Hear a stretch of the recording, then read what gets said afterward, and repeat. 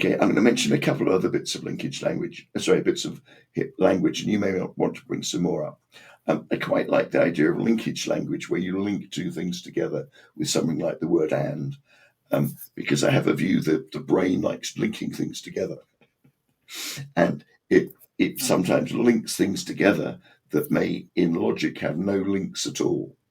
And it could be, I could say something like, you're listening to me, and therefore you're learning. Well, you can say there's no reality between the two, but the brain normally accepts it. And it may be, if I think it's of interest, if it's of use for the person to think they're learning, it might be useful saying it.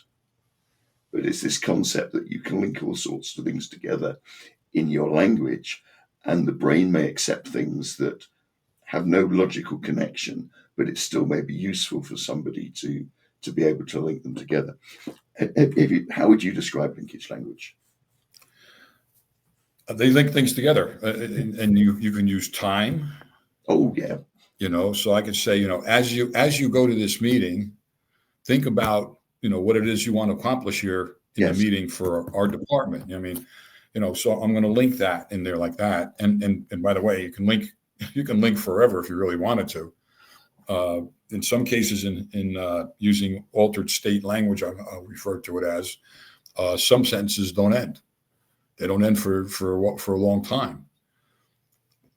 Because as you're thinking about how you want to get your ideas across to people and inputting that into their images and that they make inside their mind, along with the sound of your voice, as you sit down, even in your chair, and look at these people that you're speaking with, what kind of a look are you going to be giving them? Because you see that at that point in time just now, that sentence was really long and there wasn't like an end of the sentence. And because if there's no end of the sentence, they're going to continue to follow along, just because they're listening, and the information is still going in. That sentence is still going in. Those words are still going in, and they've got. I got a saying. People say things like, they go. One of my favorites is to say, "A picture's worth 1,000 words." No. One word is worth 1,000 pictures. That's how I think about it.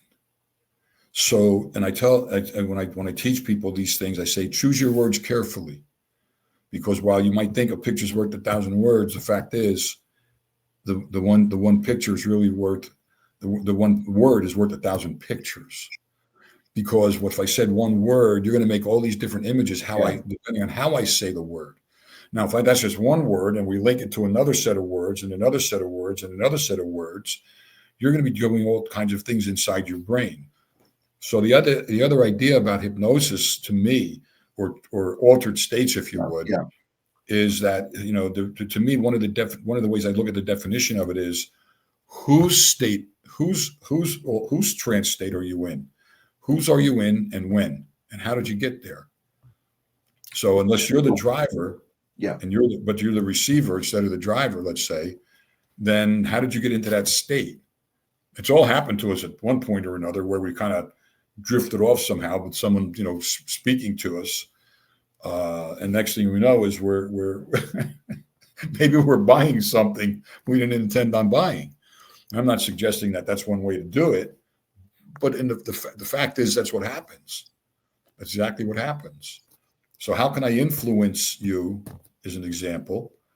And does that mean hypnotic language? I'll define hypnotic again. Is whose state are you in? How'd you get there? And when are you? When are you in that state? You'll learn a lot more that way if you're paying attention to what's happening to you, or with you, or even for you. It's good to know. Good to learn.